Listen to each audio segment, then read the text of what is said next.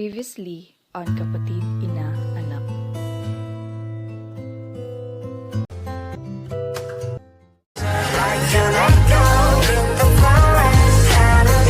So, how are you na? OMG, bestie! I'm okay naman. I fully recovered na from COVID. You ba?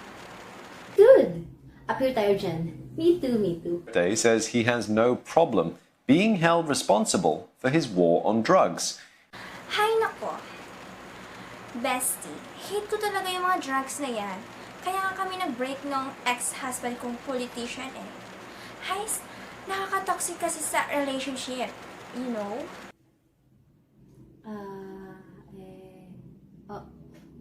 Oo nga, no? Yes, yeah. Anak, kamusta na requirements mo for med school? Inasikaso mo na ba? How about your physical exam? The deadline will be in 2 weeks na, di ba? July 24? Yes, of course, Mom. May konti pa akong kulang but a few na lang naman. Okay, good. Make sure na makomplete mo na, ha? Yes, Mom. Anak, let's go. Where are we going, Mom? Oh, I forgot to tell you pala na magpapadrug test tayo today for your physical exam. What? That's today? But, Mom... Grats! Yes, today. No buts. Busy ako, okay? Tara, I'll accompany you. But, Mom... What? Mangbibihis ka or mangbibihis ka? Ito na nga. Tayo ko nito. Flashback. The best talaga ang product ng RXG, no? Yeah, right. Tapos may discount pa tayo. Kasi may kakilala ka dun. Yes, of course. Alam mo naman yung dad ko. Ang daming connections when it comes to those things. Di ba sila okay ng mom ko? Ang uwi kasi ni Mom eh. Fight against drugs. End of flashback. Oh my God, girl, help! Yes, girl! Ang early, oh! What up? Magpapadrug test kami today and nawala ko sinabihan ni Mom. You know naman we did something last night, diba? Don't speak up nga! What do you think?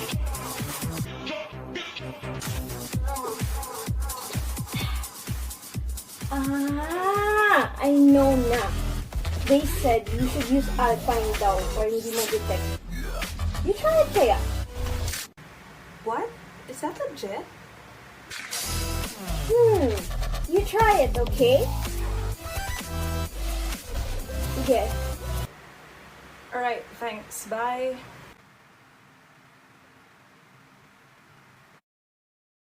Good morning po. Magpapadrug test po sana anak ko. Oops, excuse me. I have to answer this call muna. Grats, ikaw na bahala, okay? Oh, okay. You got it. Got it, okay. Alright then, don't worry. Yes, bye.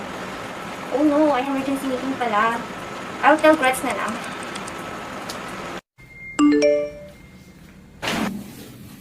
Morning, ma'am. Sa'yo pangalan, ma'am?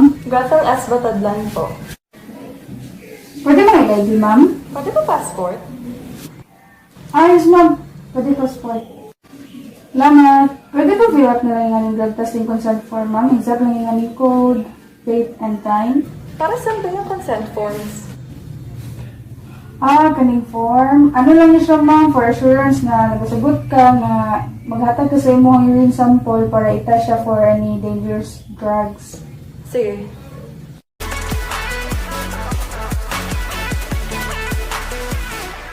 Ma'am, after ni Wayne, nananapot kayo sa latan nga tatlo ka form. Bale, ang imong sulatan lang, ma'am, kita ko mga na-check. Okay. Ma'am, ask ko lang po if you're on meds bodies past 30 days. No po. How about alcohol intake po for the past 24 hours? None. Okay, ma'am, sige po. Ma'am, bisita po tayo sa specimen collection and pwede po ba kayo mag-check for assurance? And then, pwede niyo po bang tanggalin yung watch and jacket niyo. And pwede niyo pong ilagay doon. Just assured na your things or belongings are safe. Sige.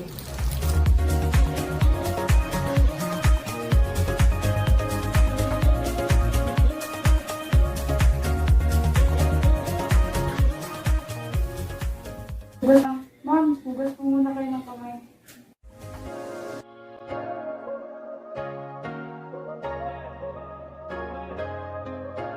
Una na yung ma'am, yung container. Ma'am, mag-blur na lang ang door dumay ha. Dito talagang bantayan ako. Wala naman akong gagawin eh. Iihi lang. Yes, ma'am. We need to follow the protocols. Okay, fine. Sige, ma'am. Here na, ma'am. Thank you, ma'am. Ma'am, may ako hindi siya dito. Kailan po ba ma-receive ang results? Mga 3 hours ang release, ma'am. Kung negative ang results. Sige, ha.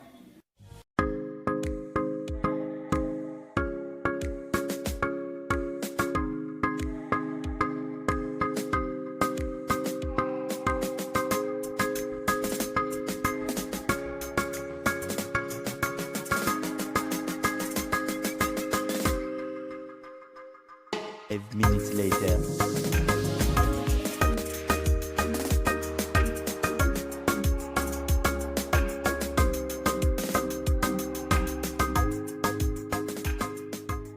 Hours later.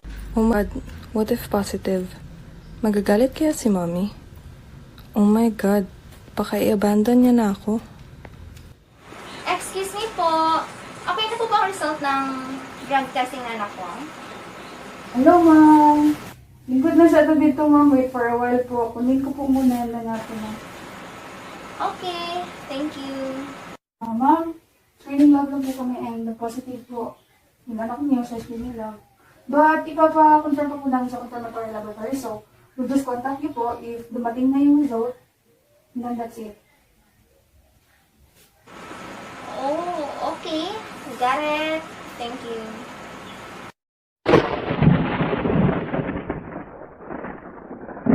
OMG! Nagda-drugs ka pala, anak? Mom. Nagmana ka talaga sa daddy mo? I'm so sorry, Mom. I promise I'll change. Yan din sinabi ng daddy mo dati. I'll give you one chance lang. If you will not change your ways, I will abandon you then. Mark my word. Got it? But don't worry. We will wait for the confirmatory test results. I'll reserve my range for now. Mom.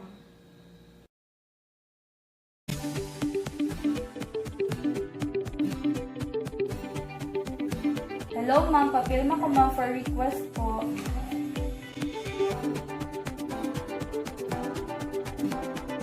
Salamat, ma'am.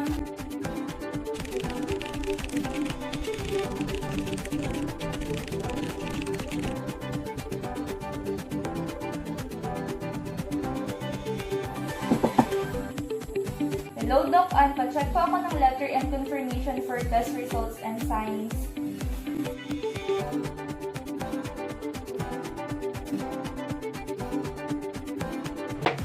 Okay na, Hana. Na-check ko na. Thank you. Thank you, Doc.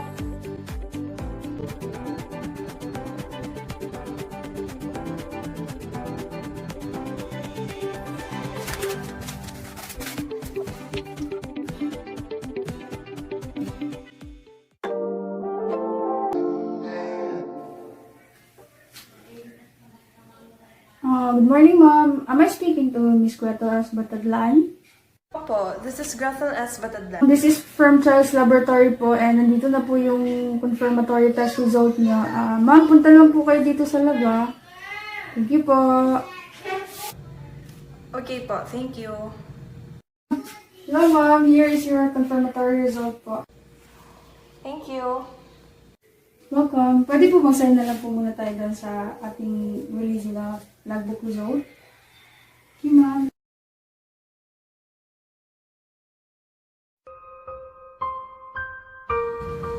Mom.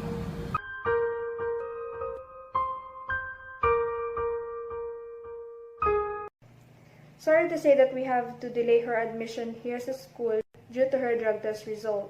We advise her to have rehabilitation for 6 months and we'll see then if okay na siya mag-apply ulit.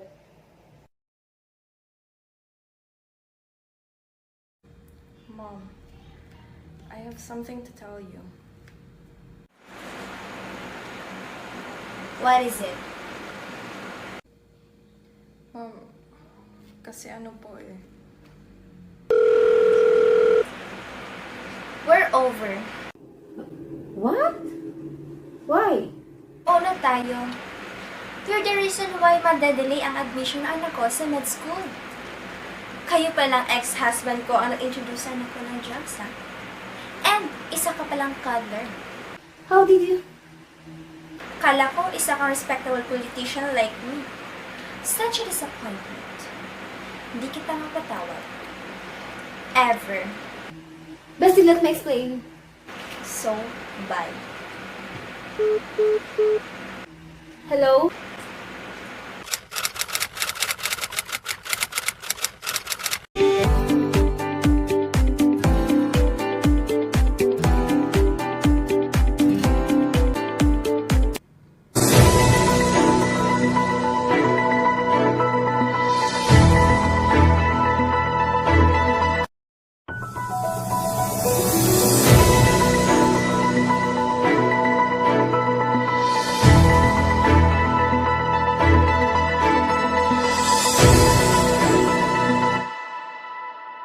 Welcome to watch And learn segment of this news.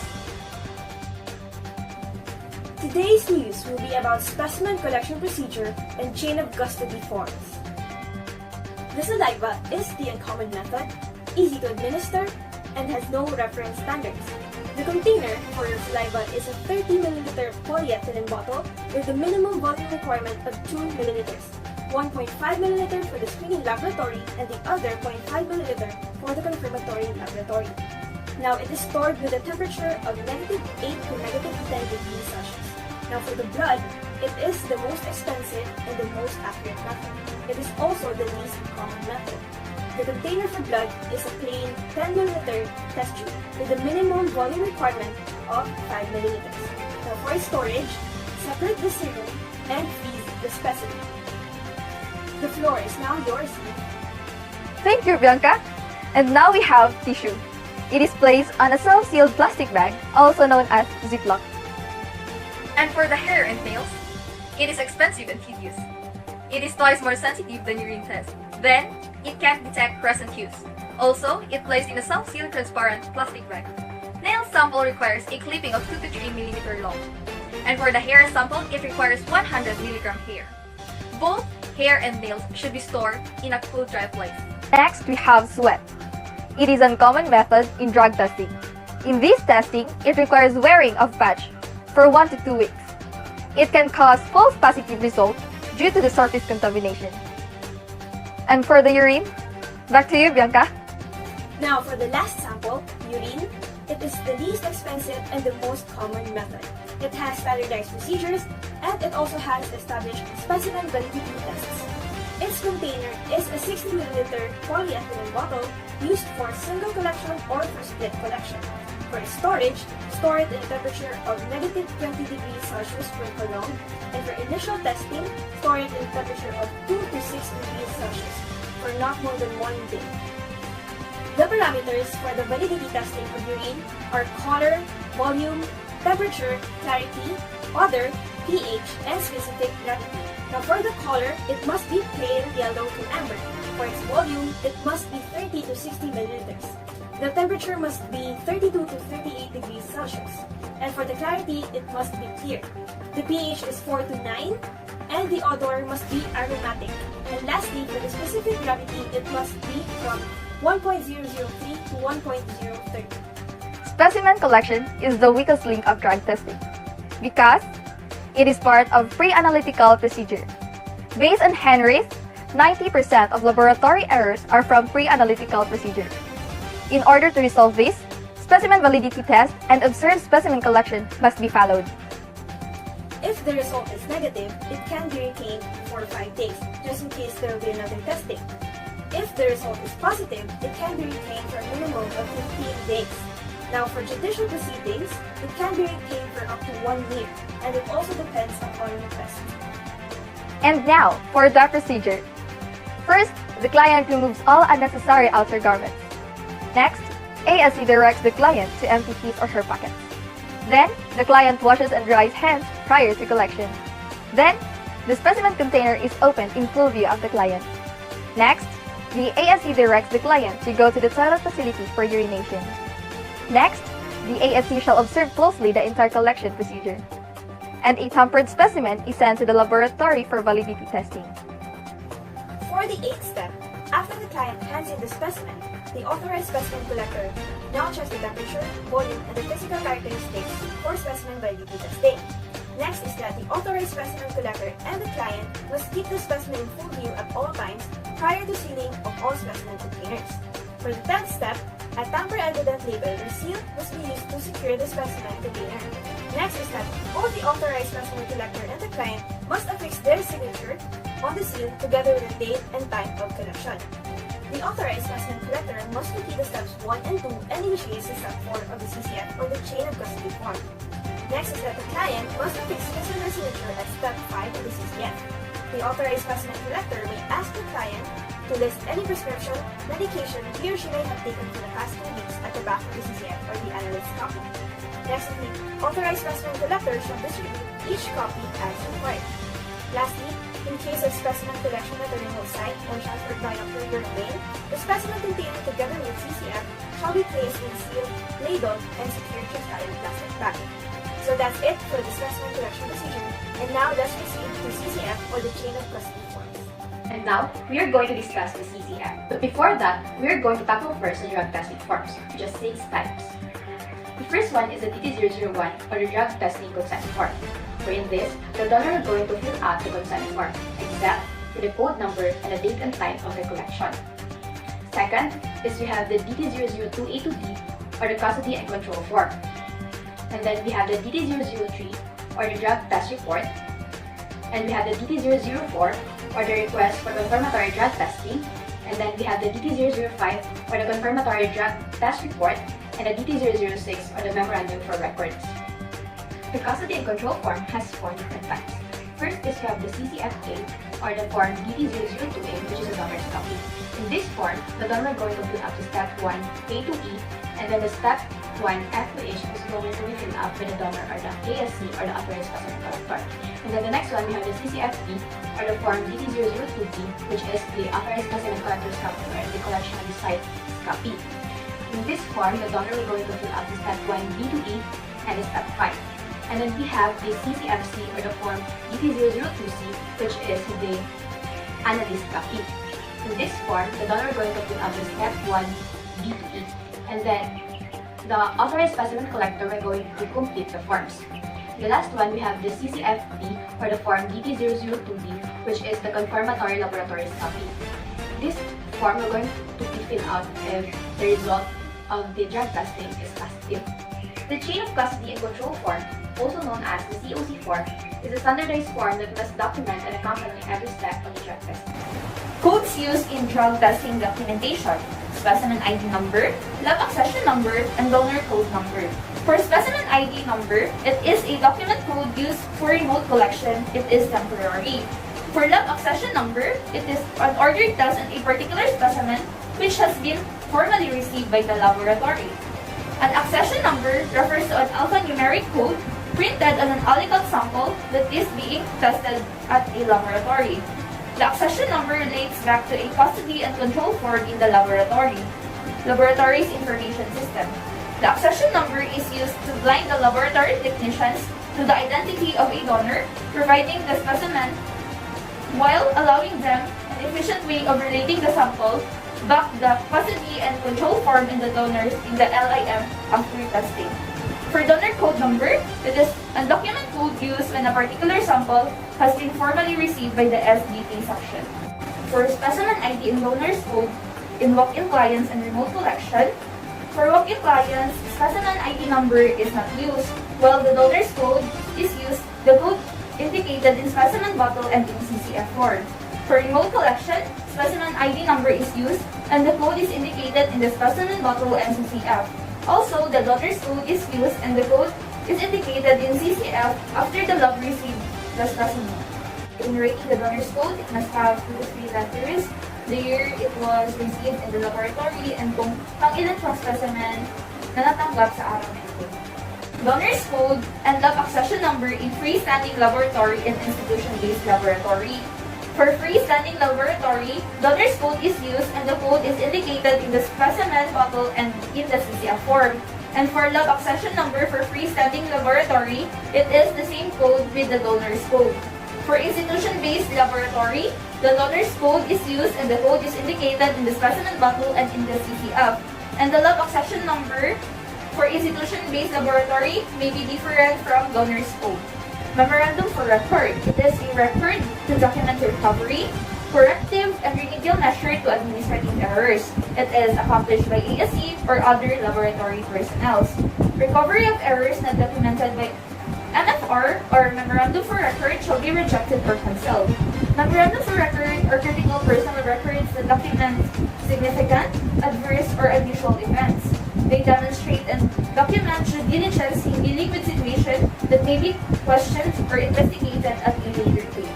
Memorandum for Record is also known as Form DT-006. It contains memo for the recipient of the memorandum from the date submitted, the subject or what to report, the date of incidents or when the incidents occurred, the incidents or report on how it happened, and the remedial actions done or stating the actions done.